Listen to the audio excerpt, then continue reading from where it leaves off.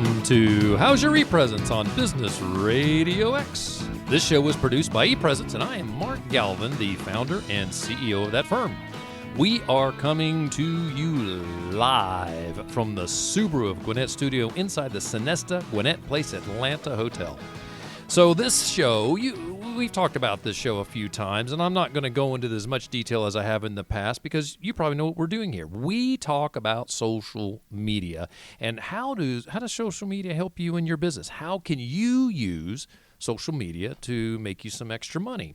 How can you use social media to reach a larger audience or reach some new clients or customers out there? So that's what we talk about here, always trying to figure out how we can do it a little better than we are today. It is so important because you know what? Social media helps you stay relevant. It helps you stay in touch with people, helps you influence folks to buy from you. So that's what we do here on How's Your ePresence. Now, our company, ePresence, that's what we do for a living. We help people get online and stay online. We help companies and individuals get on their social media accounts and stay active so that they can continue to influence people to buy from them. We've added a company social media channel for ePresence, so we've always focused on the personal social media side. But if you're an organization that would like for us to help you get active on social media, we can do that. Restaurants and retail and lawyers. I met with a lawyer this morning. He wanted to get active on his social media, get his firm active, and we can help you with that sort of thing. And that's because what do we do here on social media? We want to help you connect with people because people do business with people, and people interact online with people. So get your company account active, get your personal account active, because that's where you're going to connect with your audience. So if you are interested, you'd like to throw a question at us today, you can reach me on any of my social media handle, and it's easy as this. I have one handle. It's ePresence, M for Mark, G for Galvin. ePresence MG. It's the same everywhere. LinkedIn, Facebook, Twitter, you name it. That's where you can find me. Send me a question during the show today. I'll be happy to answer that. And if it comes in later or maybe I don't get to it, I'll answer those questions in the next show. So we always bring an important guest in to join us to really boost the conversation about social media. So this month we have a wonderful guest in Diana Murphy. Diana, welcome. Oh, it's so great to be here. We're having too much fun, we haven't even started. We are having a great time. And as a matter of fact, Diana has her own podcast. But let's talk about your company first, and we'll talk about the podcast. No worries. So your organization is Diana Murphy Coaching. Yes. And what do you do? I love helping overwhelmed entrepreneurs and CEOs really learn to love their businesses again. We all love them when we grow them, but then they begin to start happening to us in terms of busyness and overwhelm. You bet. And they start eroding some of the important places in our lives, like our relationships at home, our health, as well as that in turn can affect the business. How we're showing up with our family can also affect then how we're showing up with our team. Great. So it's just such a big loop. And I know all entrepreneurs want to be really successful. Right. And taking care of their lives in a really vibrant way absolutely helps the business too. Yeah. Not only the person. You know, there's something that came up this week. I'm in a business networking group, and we have presentations every week in this group. And the who was it? It was the mortgage lender got up to talk this week, and she said something I thought was interesting. She said, having a low credit score isn't just indicative of somebody not having money. She said she has a lot of very wealthy clients that don't pay their bills because their life is so hectic, they don't get around to paying bills. And it kind of speaks to what you're talking about. There's a lot more going on out there than just our business. When we grow fast or going through growth spurts or have really attained the goals that we set out, a lot of times our business starts feeling like it's happening to us. Oh my goodness, yeah. And getting I'm right there. a handle on that, and that takes a new entrepreneur. It takes growth, and that isn't comfortable or natural. There may be some new skills they need to learn, but the mindset shifts, the way they need to think about their business might be really different, and that's where I can help them. That's brilliant. Yeah. So you have a podcast, and I can, you can tell folks that she's used to the microphone in front of her. She's already comfortable. She's not disjointed, and she's not looking at me with big eyes like, what are we doing? Share with me a little bit about your podcast. Okay, so I created a podcast about, my first episode was 2 years ago this February, and it was weight loss for CEOs. I was focused mostly on the health aspect, and I produced 77 episodes, I loved what it taught me. So, and I also loved just coming to my audience in that way. Right. And you communicate so well. And you and I connected through through somebody, my Mutual business friend. networking Yeah, friend. yeah. He connected us, and we had a great time talking. We solved a lot of very important crises on that phone call that day. So I love the dynamic that you bring. I love the knowledge that you bring to the table. So it was in that call. It was natural. I said, "Oh my gosh, you got to come on my show." Thanks. So thanks for joining me today. I do appreciate that. We're going to do a few things. We're going to talk about social media a little bit, if you're okay with that. And there's a few things that I want to talk about, what's going on social media, some interesting topics. Then we're going to come to talk to you. And we'll get into some of those questions. And you and I have some, you've given me the okay to ask you some tough questions. And so I picked out the hardest ones to come at you with.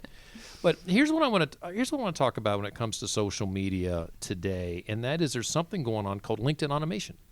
LinkedIn automation is not a button you'll find on LinkedIn. So don't go into your LinkedIn, go on your browser or on your phone looking for where's the LinkedIn automation button. There's not one. This is where third-party groups will look to help people by going onto LinkedIn for them and soliciting their connections by sending LinkedIn messages, LinkedIn messaging, direct messages. LinkedIn Messenger may be a good way to look at that, maybe the term that LinkedIn uses, as a matter of fact. So you've seen this. And I think, Diana, you told me this has happened to you. Somebody a lot sent of you cold connects, cold asks, and immediate requests for, oh, do you want to get on my calendar? Right. And but when you hit somebody on LinkedIn Messenger, and you and I have traded messages through LinkedIn, as a matter of fact, we did that. When we do this, typically it's sort of like, it's kind of like texting. Yeah. We're texting back and forth. I can share a file with you. I can share, in fact, I gave you a couple of banner ideas for your LinkedIn profile right through LinkedIn messaging. And that's what it's for. But there are systems where I can ask someone to send 100 different messages, and it's a program, and it just simply lays on top of my LinkedIn profile, and I tell it go to my connections and just send out these messages. This is great if you have, say, 5, 6, 7, 20, 30,000 connections. By the way, you can only have 30,000 connections on LinkedIn. That's the max. And you can send these messages out to everyone. And as long as you're doing it through the interface, LinkedIn doesn't have a problem with it because they think it's a real person typing that message. So here's the problem. It is going to dilute the value of that service to you and me, because how many times will we get a message that shows up in our LinkedIn Messenger and we're just ignoring it? And if I start ignoring it, Diana, when you send your very important message to me, I'm not going to see it. So I do not encourage, and this is something that some of you may be thinking about, and it does violate the terms of service for LinkedIn. These companies, when they're found, are shut down by LinkedIn because it's in violation. But I recommend that you don't do this type of work. Don't hire someone to do this. It may look like it's effective, but I think it really devalues what we're on LinkedIn for. What are your thoughts? Well, when you started talking about it, I thought, yeah, that's how the phone has gotten. Oh, that's exactly right. We're avoiding a phone call, and then I miss the guy that's delivering something to me because he's not in my contacts. Right. But I'm avoiding it because I've gotten so much spam. Right. So I think it that's the dilution part. Now, there's value here, though. I can see, as a business owner, goodness gracious, I can send a direct message to 5,000 people and say, hey, you should call me for your social media support. But I think it hurts me long term. I think it hurts my brand long term. Do you think that that's what's happening? I have had so many reactions to this. I am getting angry now when I get them. I'm realizing that's not helpful to me.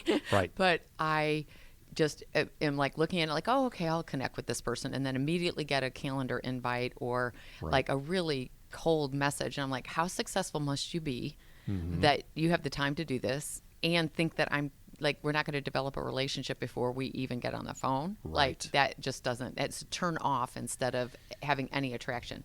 Now, if somebody sends me some content or like, I don't really mind that cold reach, but just, oh, hey, this is something I developed. If I'm not interested in it, I'm like, good for them. And if I love it, I'll click it. But that quick answer, that, oh, you must want to get on the phone with me because I can make you $1 million. Like the promises are also really Right. unrealistic. Exactly. Of like, there is something that is important to note here, and that is if someone sends me a connection request and I accept it, and they send me a note, say, this is what I do, this is how I do it, is that something that you're interested in talking about? I don't have a problem with that. me either. I'm me okay either. with that, but don't keep doing it. Don't show up in my feed in my LinkedIn messaging app 5, 6, 7 times asking the same question. And when I get, the first question I get, the first comment is fine. I may say no, I'm not interested, or I may not even get to it. And when I get the second and the third, I disconnect from them. I no longer want to be connected to because I don't want you to continue to fill up my LinkedIn messaging app. Yeah. So. Good. I think we beat that to this. Any I have thoughts? a question. Yeah. If you've connected with someone that you think might be a great, authentic connection, but then you kind of find out it's spammy or you're not feeling great about it, Sure. Is there any harm? Is it worth my time to get rid of some of those contacts or just let it be? And I always, I'm kind of like a lawyer in this case. It depends on your mission. If that person's connections can help you, you may want to stay connected to them. Okay. If you feel like that person's going to harm your impression of LinkedIn, then I would get rid of it. Right?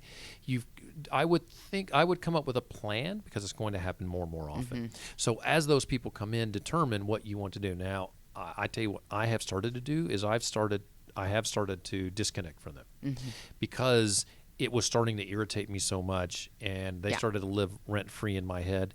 And so I love that. So I said, you know what, I don't want you showing up on my feed. So that was my choice. And I've got a ton of connections already, so it doesn't really help me to build those connections at that point. And I think we learn how we react to a cold reach out. Then we need to remember when we're reaching out what we didn't like and what we like. Yeah, and I'm hypersensitive. And it's just such to a that. beautiful way to, it's like, how do I connect with people? Mm-hmm. And I'm answering somewhat my own question, but I think it's really, we do learn by how we react to others that reach out to us. Like, how do we like people to, respond to us or connect with us? It's normal. That's the way we live our lives, and how you and I take cues from you as we've talked on the phone. If you were really quiet on the phone, I'm not going to share as much because you obviously don't want to have as much of a two-way exchange, or maybe if you do, you'll ask more questions, and so we look for those cues. Same thing online.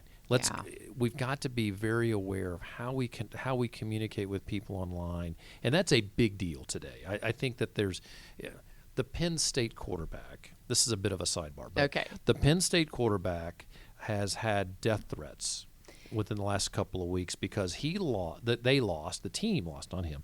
The team lost to Minnesota, who was undefeated at the time, and but that's another story. Very interesting conversation there. But so he's getting death threats on his social media. So he deleted his social media. Good for him. I don't blame him. I think that that's smart because it was getting in his head. Why are we sending death threats to people on social media about a football game? I'm really passionate about my sports. Me too. So I get it, but come on. Even if you're upset with a quarterback because he throws 4 interceptions as the Georgia quarterback did against South Carolina, that was upsetting, but it doesn't mean I'm going to send him a death threat, right? I could be upset about his play that day, but I also need to look back at me. Am I perfect? Do I always have a perfect day? Some days I don't. So anyway, we have to be smarter about what we share on social media. If we're critical of someone, are we going to be critical about them in public? That doesn't make any sense. Yeah. That's not how. This is the public square. It's a public arena. We should not do that. Okay, one more question about social media. How much posting is too much posting on LinkedIn? So should I post 15 times a month? Should I post once a day? Should I post twice a day? Maybe I should only post once a month. What's the right ratio? And I'm curious, what do you think for you, Diana? What's the right ratio for you?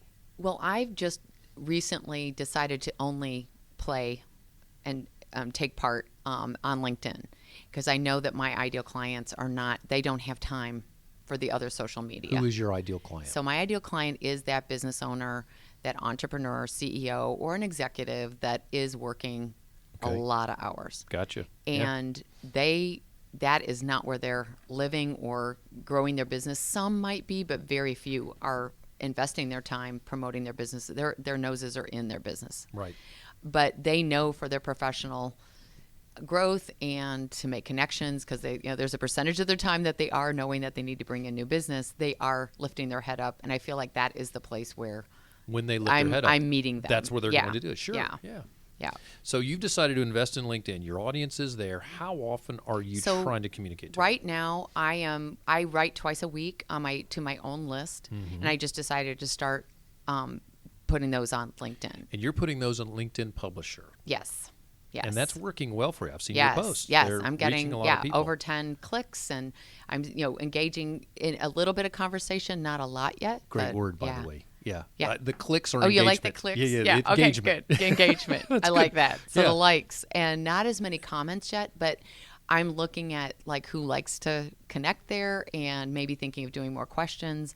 I've been doing inspirational quotes on the other days, and now getting to a point of intentionally sharing an article that gets my attention. But I have not gotten real regular with that yet. So, folks, here's what you should do. Look up Diana Murphy Coaching. That's her LinkedIn URL. If you don't know how to pull up a LinkedIn URL, go linkedin.com/in/Diana Murphy Coaching. That's the handle for everybody has a handle on LinkedIn. Some of you have randomized numbers on yours. You can control that. That's a whole nother episode. But go to linkedin.com/in/Diana Murphy Coaching, and you'll get to Diana's LinkedIn profile. And from there, you can see the articles that she's posted. So just page down on her profile, and when you get down about midway, you'll see a tile that will say activity. Left side will show her articles. The right side will show her activity. Check out her articles. That's what she's talking about. This is what's interesting. You're using LinkedIn Publisher, and don't tell anybody. I hate LinkedIn Publisher. Why? It doesn't work for me. So you and I need to talk because you're getting engagement. The engagement on LinkedIn either likes. Getting likes is engagement. And in fact, LinkedIn sees comments and likes as the same. Yeah, I love that. It doesn't distinguish the difference between the two. And when they're liking your LinkedIn Publisher article, it's pushing to their feed. So it'll show up in their feed. And that's why you're getting more engagement, because now you're reaching a larger audience. For anyone out there, this is extremely important. You need people to like or comment on your posts, because you'll then get your post, or your article in this case, pushed to their feed, and that grows impressions and hopefully engagement. LinkedIn is very organic, which means that you can reach a lot of people through just posting something that is interesting, versus some of the other social media outlets. To reach a lot of people, you have to pay for it. So in LinkedIn, post something interesting, and Diana, you're doing that. You're reaching a larger audience. Folks, if you see something you like Diana's posts, like my post, please. Like Michael Salmon's post over here from, because he posts a lot for Business Radio X. You're going to help the people that you care about reach a larger audience. And it's just it's sort of like giving it's like giving a tip. It's like a gratuity. Hey, I like this. Let me help you a little bit. That's what you're doing there. So you're doing well in that space. I want people to check out your LinkedIn articles, because you're doing great work there. All right, I got questions. People want answers. So I will tell you, all the questions that I asked were approved in advance. She just doesn't know I'm going to ask Which these. ones? All right, so you made a comment. This is not a question. It's more of a comment. You said you love to show up authentically. How is that done in an environment like LinkedIn? That's brilliant. I could not skip over this one. So how do you show up authentically online? What do you think? Would you think you should do it? I think even the decision to post my articles that were just for my followers or my list. Sure. And getting, maybe everyone would like to hear from that. And it's a bravery step of showing something that I felt was a little more personal with only my followers that have chosen to be on my list. And it was really a test in the last 3 weeks of deciding, okay, they need to hear this. Let's see what they, if it's liked or engaged with, or if that's some of the content they want to hear. So wait a minute. Did you just tell me that when you're sharing something online, you're vulnerable? Yeah. Isn't that interesting? Why is it? Why does it? With the way I write, Like the way I write, on Fridays, I write more personally. Okay. And Tuesdays, I teach a little bit or teach a coaching concept. You'll always hear stories from me, so it gives you a context. But on Fridays, I lay it out, like what might be going on for me. It might be a celebration, but it's much more personal. It's personal. So, yeah. So this is an interesting thing, and it just occurred to me as we were talking, and that is, if you're posting something professional, let's make sure we throw that adjective in there. If you're posting something professional and it shows your vulnerability, that's one great way to be authentic, right?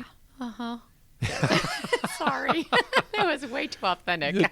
But that is really good. So if you have something that happens in your life and it is professional, and I think that's an important piece. You know, I'm not asking you to say you got an argument with your significant other today, unless there's a professional segue there, but it is probably good to say, okay, here's something where I've made a mistake. In fact, one of the questions I want to ask you that we'll get to, hopefully we'll have time, is hey, where have you screwed up in business and what have you learned from? And that's a vulnerable question, but it's also authentic. Yeah.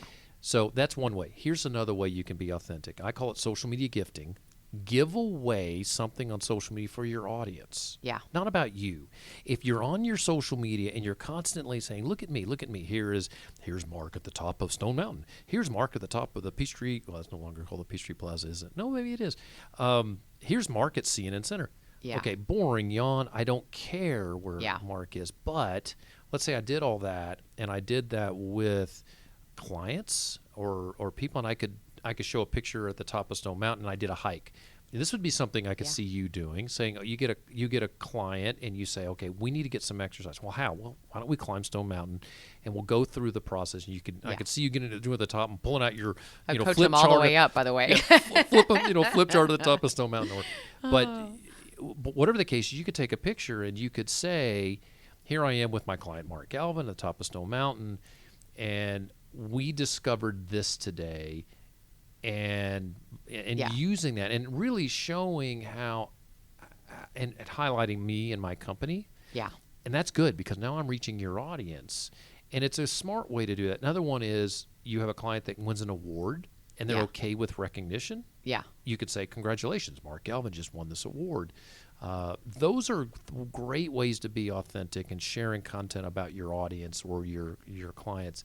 The other thing is social media curating is a great way to do this. If, as a matter of fact, I met with a lawyer today, and he does not want to turn up his volume so loud that he looks obnoxious because he feels like too many people in his space do that.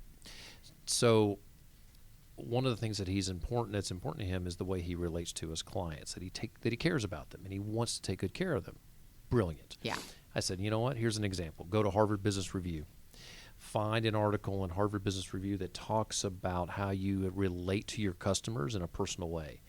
Grab that article, post it on your LinkedIn feed, but share why is that article important to him? Yeah. And say something. This is important because it yields this, and this. I thought it would be valuable for you guys to see. Don't just post the article and just walk away. Those are simple ways to be authentic, and people appreciate that. They don't appreciate just articles, but why is that important? I was talking about that Penn State guy, the quarterback. I posted that on my LinkedIn feed when I saw that he deleted his social media because of the death threats. And I have a personal thing there. I've got kids that are that age, and my kids would be demolished if someone landed on their social media and say, I'm going to kill you. I can't imagine how he took that. So that's an example of something you can do that comes from the heart. All right. I'm gonna fast forward here because of time. So, one of my favorite questions to ask important, great business leaders like yourself is, what's your biggest business fear, or where's your biggest business fail, and what have you learned from that? So, what's your fear? Maybe it's the fear side. I'm afraid of this. How do you handle it? Or, I had a colossal fail here, and here's how I overcame that. Okay, so being a solopreneur, the fear is always that it's all going to like evaporate. Right. You're going to wake up So tomorrow. We'll just get that over with. That's like the normal one. I sleep well at night, Yeah. but it's like you feel like one error or one client leaves or something Right. happens and you think it's just all going to evaporate. Or So something- that's the fear. or something shows up Yeah. on the local Yeah. newspaper. Yeah. I hear you. But my fail, I think that I am a straight A student person. And so the fail fast, the fail forward, that is still like a big part of my learning right now as a business owner. But my fail was, and we can call it a fail, but it was amazing, was my podcast. And Wow. I launched it when it was starting to get very noisy.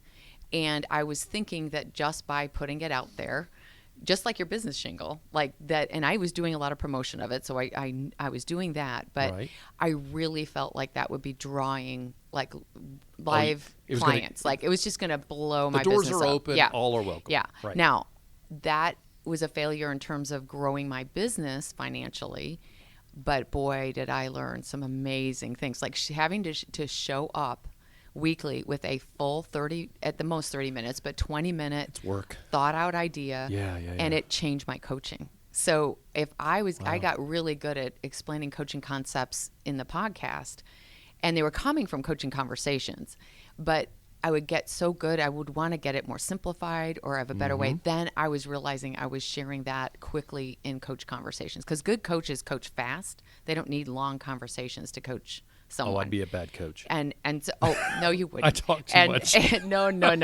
Well, yeah, it's because you just have to ask questions as a coach. You don't get to talk. And that's also why I love the podcast, because I got to talk. Oh, sure. Oh, I get So that. I'm a talker. Yeah. But I love the what it taught me, that showing up for my business in a really powerful way. And it was a very high quality. I had good listeners. The quality of the show was amazing. I'm very proud of it, but it did not Should be. create the result I wanted. Right. But I just did it too early in my business cycle. And so I'm Wow. ready to roll again. Probably in the next 6 to 8 months, I'll be back because I just love it. See, that's really cool. Yeah. All right, I'm looking at the time here. So Yeah. Sorry. we have no. I'm just. I'm not a looking at short answer person. either. Yeah. So I'm wondering, can I get to this one? What would you tell a new business owner? What would you tell them that they should either focus on or avoid? Okay. So I'm a mindset coach. Mm-hmm. They should hire a coach before they do anything. First thing, get a coach. Because it is so challenging to start a business, and fear is real and it slows us down, and self-doubt is real and slows us down, and nothing's gone wrong if we feel it. But when we ignore and those feelings go on in the background, we're not growing at the rate that we could. Wow. And if I'd really learned earlier or had found the right coach earlier, I know that my business growth would have looked different in my Fascinating. early years. That's brilliant. And I think we put it last. That's one of my mantras, that it's like, we'll do everything but invest in ourselves. And investing in your own mind and the way that you create your business and stay clean and manage your life is probably the most powerful thing you can do. Wow. I agree with that. I did not hire a coach immediately. Yeah. We wait till something's gone wrong. That's not when to hire a coach. It is a nice time to hire a coach, but you do not need to wait until things are falling apart. So I didn't have trepidation or fear. My problem was when I started was I didn't have any trepidation or fear. That was my biggest problem. Yeah, I know. Okay, that's another show. That's a whole other I want to issue, hear isn't it? that one. So let everybody know, how can they find you? Where can they find you on So- social and website? The best way, I am old school, email me or message me on LinkedIn. What? Because I love personal contact. If you're going to hire a coach, you need to know them a little bit. And so when I meet people in social, connecting and when I'm networking, they've met me a few times before they engage further or deeper. Yeah. And so if you've met me here on the show, check out, maybe listen to my podcast, so see if you like my voice, see if you like what I show up with. My podcast is, my work has transitioned from just weight loss. That's one of the pillars I work with is health. But, I'm really a mindset and life coach. But it's really just email me, Diana, at dianamurphycoaching.com. There you go. Yeah. My website is a little shaky because I'm working so hard right now. I'm not worried about making it perfect. Okay. So just reach out, see if you like my articles. Perfect. Sign up for my email list called there The you go. Memo. There you go. That's what you Did should your do. brain get the memo? Oh, That's very why I called nice. it The Memo. I love that. Well, thank you for being here. Thank It's you. always a This pleasure. was fun. I love chatting with you, and I'd love to. We're going to continue our I conversation. think there's something more happening. Yeah, I hope so. Absolutely. So let me tell you where you guys can find ePresence. You can find us at ePresence.me. That's ePresence.me because it's all about you. Thank you for joining How's Your ePresence today. We broadcast live on the third Thursday at 3 o'clock, or you can catch any of our shows 24/7 by going to businessradiox.com and selecting the Gwinnett Studio and then clicking on How's Your ePresence on the show logo there at the bottom. Also, you can find us on How's Your ePresence on iTunes, Google Play, SoundCloud, Spotify, we're every place. But you can also find us, we just got this set, at howsyourepresence.com. So we grab that URL, and we're now on Amazon's Echo. So you can add us as one of your, whatever they call that. There's a name for that. I can't remember, but catch me next time. I'll tell you that. But look for us on Amazon Echo. You can find us there.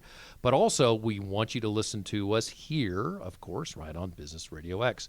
For more about ePresence, just a reminder, find us at ePresence.me, ePresence.me, because it's all about you. Until next time, for my guest, Diana Murphy, I'm Mark Galvin, and this has been How's Your ePresence on Business Radio X.